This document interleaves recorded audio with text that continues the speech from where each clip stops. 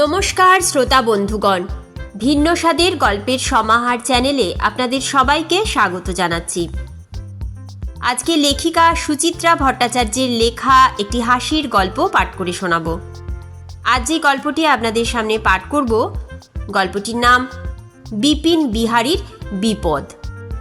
দারুণ মজার একটি গল্প। গল্প পাঠ যদি ভালো লাগে, গল্পের শেষে একটা লাইক করে দেবেন। আমার চ্যানেলটিকে সাবস্ক্রাইব করে আমার পাশে থাকবেন। তো চলুন শুরু করা যাক লেখিকা সুচিত্রা ভট্টাচার্যের লেখা একটি মজার গল্প, বিপিন বিহারীর বিপদ।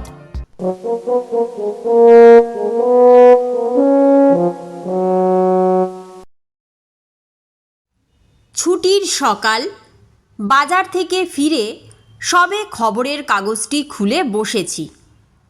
অমনি বিপিনবাবু এসে হাজির। ধপাস করে সোফায় বসে বললেন, সুখে আছেন মশাই? এদিকে আমার যে সর্বনাশ হয়ে গেল। অবাকই হলাম একটু।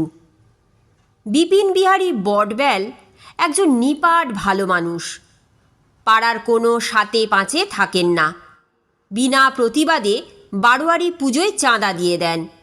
লোকের বিপদে আপদে যেচে সাহায্য করেন।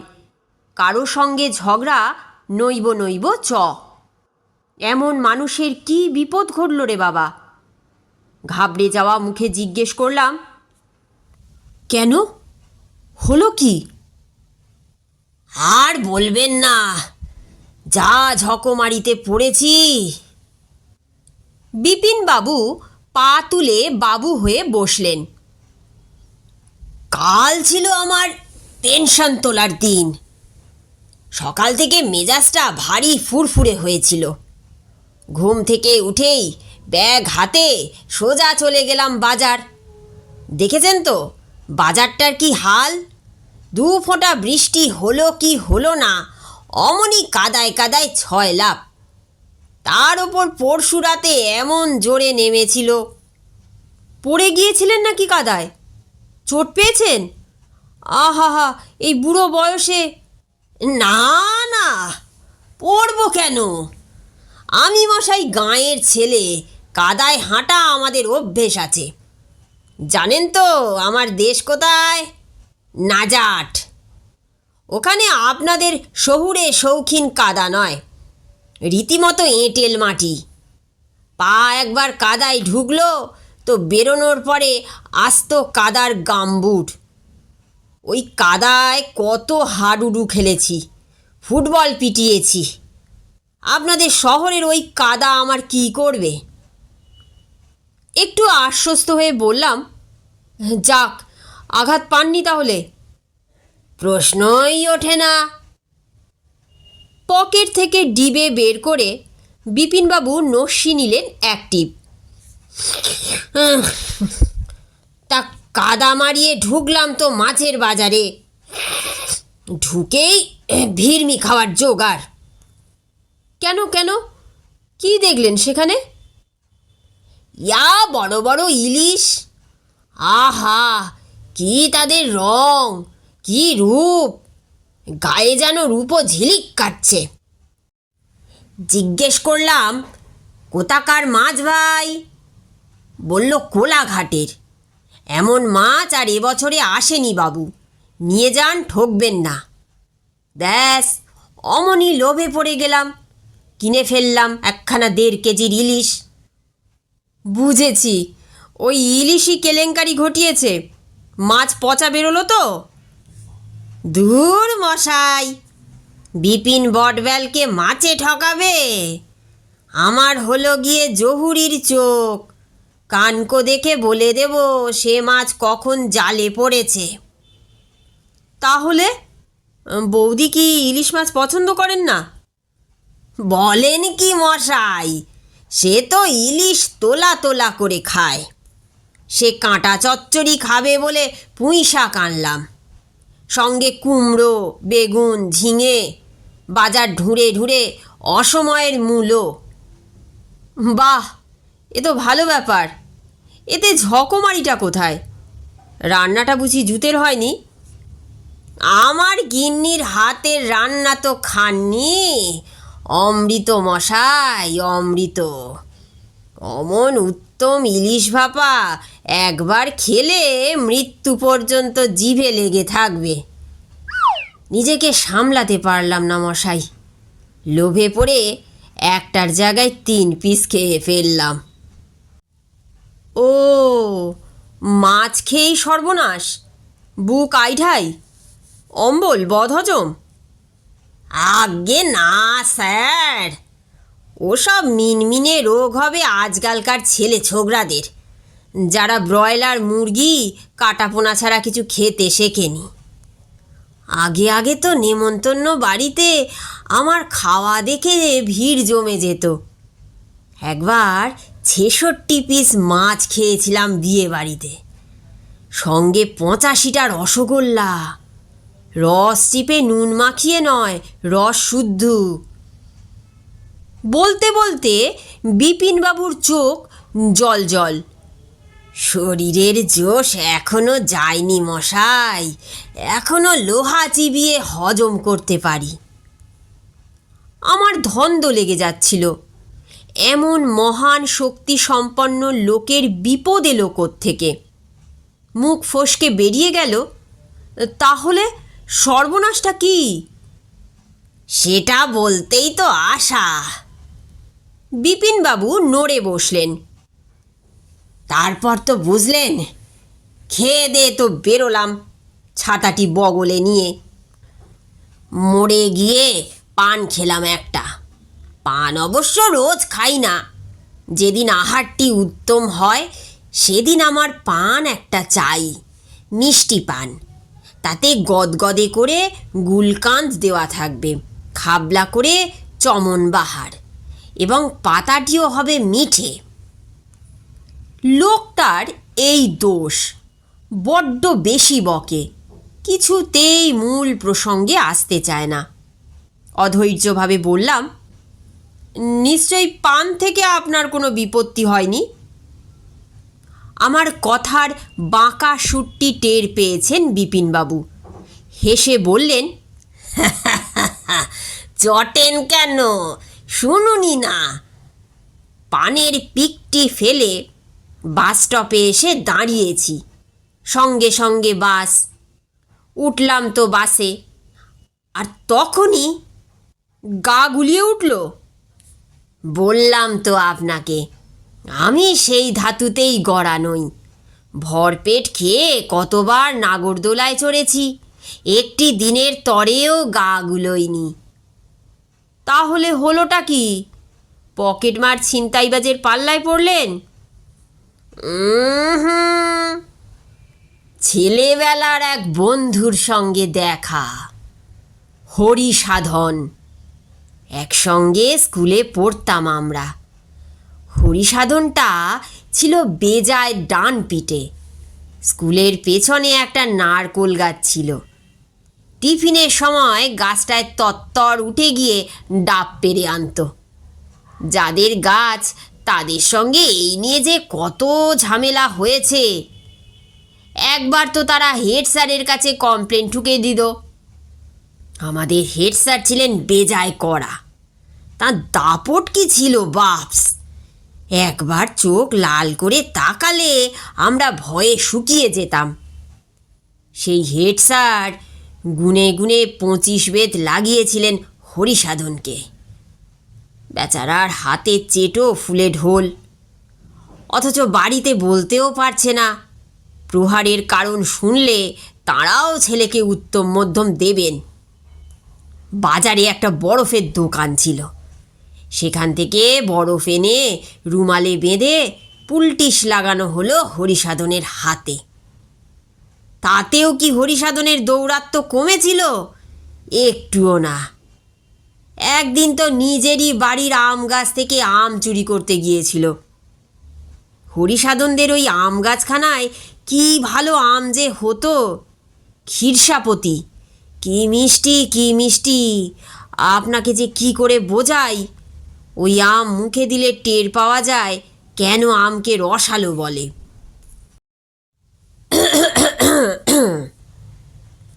মেল লাইন ছেড়ে কর্ড লাইনে ঢুকে পড়েছেন বিপিন বিহারী। বাধ্য হয়ে গলা খাঁকারি দিতে হলো। তা সেই হরিসাধনবাবুর সঙ্গে দেখা হওয়ার সুবাদেই কি? ছি ছি ছি। বিপিনবাবু এক হাত জিভ কাটলেন। পুরনো বন্ধু কখনো বিপদে ফেলতে পারে, তাও আবার হরিসাধনের মতো বন্ধু। যেমন ডাকাবুকো তেমনই বন্ধু বৎসল। কতবার যে বন্ধুদের জন্য মারপিট করেছে। কাল নিশ্চয়ই ওকে তেমনটি করতে হয়নি। অতি কষ্টে থামালাম বিপিন বিহারীকে। না না, মারামারি করার বয়স আর আমাদের কোথায়? বিপিনবাবু লজ্জা পেলেন। তবে হরিসাধন এখনো দিব্যি তাগড়াই আছে। পুলিশে চাকরি করতো তো, ঢুকেছিল এএসআই হয়ে, রিটায়ার করেছে ডিএসপি পোস্ট থেকে। বেশ অনেকটাই উঠেছিল, কি বলেন? তবে তার সঙ্গে আপনার সর্বনাশের কোনো সম্পর্ক আছে বলে তো মনে হয় না। নেই তো। বিদ্রূপের খোঁচাটা হজম করে নিলেন বিপিন বিহারী। এতটুকু অপ্রতিভ না হয়ে বললেন, তবে কি জানেন, হরিসাধন আমায় অবাক করে দিয়েছে। কীরকম? আমি যে ব্যাংক থেকে পেনশন তুলি, ওরও পেনশন সেই ব্যাংকেই। হরিসাধনও 3 বছর হলো রিটায়ার করেছে, আমিও তাই। অথচ আমাদের দুজনের এর মধ্যে একবারও দেখা হয়নি। একই রুটের বাসে যাই, সেখানেও না। এই নিয়ে আমরা দুজনে জোর একচোট হাসাহাসি করলাম। তারপর বাস থেকে নেমে দুজনেই গুটি গুটি পায়ে ব্যাংকে। তখনই বুঝি কিছু ঘটলো? মানে কোনো ফ্যাসাদে পড়লেন? ব্যাংকে আবার কিসের ফ্যাসাদ? মাঝে মাঝে আমাদের মতো পেনশনারদের লাইনটা বড্ড বড় হয়ে যায়, এই যা। তা আমি তো খেয়ে দেই বেরোই, বাড়ি ফেরার কোনো তাড়া থাকে না। আমার অসুবিধেই বা কিসের? আর কাল তো কপাল গুনে কাউন্টার ফাঁকাই ছিল। দুজনেই টাকা পকেটস্থ করলাম। তারপর গিয়ে বসলাম কার্জন পার্কে। বোঝেনি তো, এতকাল পরে দেখা। কতকাল পর জানেন? পাক্কা 40 বছর। শেষ যখন দেখা হয়েছিল তখনও বিয়ে পরীক্ষায় গাড্ডু মেরে ফ্যাঁ ফ্যাঁ করে বেড়াচ্ছে, আর আমি সবে রেলের চাকরিতে ঢুকেছি। একদিনের জমা কথা কি সহজে ফুরোয়? হরিসাধনর পুলিশ জীবনের এক কাঁড়ি রোমহর্ষক কাহিনী শোনালো। আমিও আমার অফিসের গালগপ্প করলাম। আড্ডা মারতে মারতে কখন বিকেল 4টে। হরিসাধন বলল, চলো, অনেক দিন ডেকার্স লেনের ঘুগনি খাইনি, আর জম্পেস করে ঘুগনি আলুর দম সাঁটাই। আমার তখনও পেট গজগজ, তবু জিভটা কেমন শুলিয়ে উঠল। ডেকার্স লেনের ঘুগনি জানেন তো, দারুণ ফেমাস। পাতলাও নয়, ঘনও নয়, মটর শক্তও নয়, গলা গলাও নয়, ঝাল মশলা একেবারে মাপা। শাস্ত্রে বলেছে, লোভে পাপ, পাপে মৃত্যু। শাস্ত্রবচন উপেক্ষা করে নিয়েই নিলাম 1 প্লেট। সেটা সাবার করেও থামতে পারলাম না, ফের 1 প্লেট নিলাম। বুঝেছি, সেই ঘুগনি খেয়েই পেট খারাপ। সকাল থেকে কবার গেলেন বাথরুমে? ধুস, বললাম না আপনাকে, আমার কখনো পেটের অসুখ হয় না। সামান্য 2 প্লেট ঘুগনি আমার কি করবে? ও, হতাশ গলায় বললাম, তাহলে? তাহলে আর কি, আমি আর হরিসাধন ঘুগনি সাঁটিয়ে উঠে পড়লাম। ও গেল মেয়ের বাড়ি শ্যামবাজার, আর আমি উঠলাম ফিরতি বাসে। তখন সবে ছুটি হয়েছে, বাসে রীতিমতো ভিড়। কোনো রকমে গাদাগাদি করে দাঁড়িয়েছি। পকেটে পেনশনের টাকা। আমার মতো রিটায়ার্ড মানুষের সারা মাসের সম্বল। হায় হায়, টাকাটাই গেল তো। খাড়া হয়ে বললাম, পিটপকেট? মাথা খারাপ? পকেট মারবে আমার? সারাক্ষণ পকেটে হাত চেপে দাঁড়িয়ে বাঁচা ধনদের সাধ্য কি আঙুল গলায়? তবে যাই বলুন, এক বগলে ছাতা ধরে অন্য হাতে পকেট সামলানো কি মুখের কথা? মনে মনে তখন খুব রাগ হচ্ছিল, কেন যে ছাতা নিয়ে বেরোলাম। বলতে পারেন প্রিয় ছাতাটাকে অভিশাপই দিচ্ছিলাম বেশ। সেই প্রিয় ছাতাই বুঝি গেল শেষে? ঠিক উল্টো, ছাতাই বরং কাজে লেগে গেল। বাস থেকে নামার পরপরই ঝেঁপে বৃষ্টি এলো না কাল। হলো মাত্র 10 মিনিট, কিন্তু তার কি ভয়ঙ্কর তোড় ছিল বলুন। পেট আমার পোক্ত বটে, তবে ফুসফুস দুটি তো ঝরঝরে। বৃষ্টির ফোঁটা গায়ে পড়লেই শুরু হয়ে যায় সর্দি কাশি। দেখো না দেখো, শয্যা নিতে হয়। ওই ছাতার কল্যাণেই কাল বেঁচে গেলাম বলা যায়। টাকাটাও ভিজল না। বাহ, এ যে দেখি সবই ভালো ভালো ঘটনা।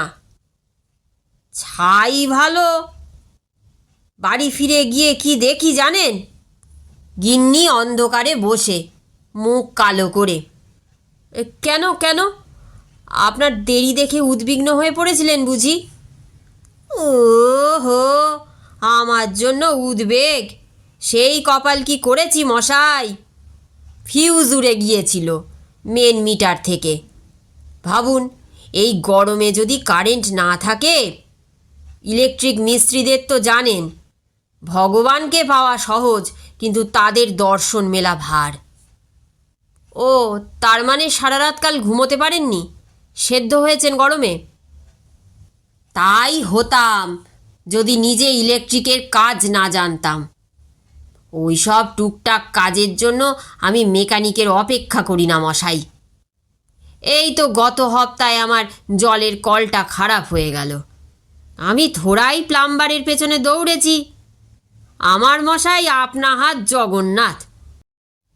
সোজা চলে গেলাম ওয়েলিংটন। কল কিনলাম, পাইপ কিনলাম। ভাবতে পারবেন না মশাই, ওখানে পাইপ কল সব কি সস্তা, বিশেষ করে চাঁদনি মার্কেটের দিকটায়। এখানে যে জিনিসের জন্য 100 টাকা হাঁকে, ওখানে তার দাম মেরে কেটে 60। মিস্ত্রিও কলে হাত দিলে না হোক নিত 50-60 টাকা। তাহলে কতগুলো টাকা বেঁচেছিল বলুন। তবে কাল ওই অন্ধকারে ফিউজ সারাতে গিয়ে। আহা, কারেন্ট খেয়েছেন বুঝি? না মশাই না, মনের মতো তার খুঁজে পাচ্ছিলাম না। তারপর হঠাৎই মনে পড়ল, আছে তো তার, বাথরুমের লফটে পুরানো তার প্লাস্টিকে মুড়ে রাখা আছে। সঙ্গে সঙ্গে ওই অন্ধকারেই অ্যালুমিনিয়ামের ঘরাঞ্চিতে চড়ে হাতড়ে হাতড়ে বের করলাম তার। তারপর ফিউজ লাগানো তো 2 মিনিটের কাজ। তবে হ্যাঁ, ফিউজের তার লাগাতে হয় খুব মেপে জুপে। বেশি মোটা হলে মেন উড়ে যাবে, বেশি সরু হলে নিজেই ঘন ঘন জ্বলবে। অবশ্য আমার হাত পাকা, একবার যদি ফিউজটি লাগাই 6-8 মাস নিশ্চিন্ত। ওরে বাবা, এ যে দেখি রুশি সৈনিক। রোদে পড়ে না, জলে ভেজে না, আগুনে ঝলসায় না, কারেন্ট খায় না। জাগতিক সমস্ত বিপদই তো টপকে টপকে চলে যান। এমন মানুষের কি বিপদ ঘটা সম্ভব? নতুন করে আর প্রশ্ন করতেও সাহস হচ্ছে না। কোন কথা থেকে বিপিনবাবু কোন কথায় চলে যাবেন ঠাহর করা দায়।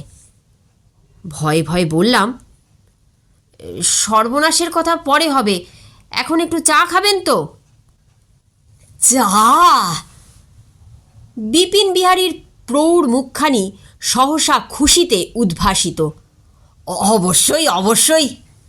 আরে, ওই সর্বনাশের কথাই তো আপনাকে বলতে এসেছি মশাই। মানে? কাল রাত্রিরে ছেলে এসেছিল। কথা নেই বার্তা নেই, দুম করে দুদিনের জন্য মাকে নিয়ে চলে গেল নিজের ফ্ল্যাটে। আপনার বৌদিও হয়েছেন তেমনই। নাতি নাতনির সঙ্গে মৌজ করবেন বলে তিনিও ড্যাং ড্যাং করে ছুটলেন। আমার রান্নার মেয়েটি আসবে সেই বেলা 10টায়। এদিকে বুঝলেন কি না, আমি গ্যাসটাও জ্বালাতে পারি না। বলুন, এটা কি আতান্তর নয়? সকালের নেশার চাটা কি আমি রাস্তায় গিয়ে খাবো? যাক, শেষ পর্যন্ত তাহলে ঝুলি থেকে বেড়াল বেরোলো। ঠিকই তো, এত বড় বিপদ কারো ঘটে নাকি? হাসি মুখে বললাম, সামান্য চা খাবেন এ আর এমন কি, আগে বললেই পারতেন। কি করে বলবো? আপনি বলার সুযোগ দিচ্ছেন। তখন থেকে একের পর এক গপ্প জুড়ে জুড়ে ওহ, মাথাটা আমার ধরে গেল মশাই। সকালবেলা কি করে যে এত বক বক করতে পারেন? একটা সোজা কথা সোজাভাবে বলবো তারও উপায় নেই। হক কথা, ধান ভানতে কে এতক্ষণ শিবের গীত গাইছিল? আমিই তো।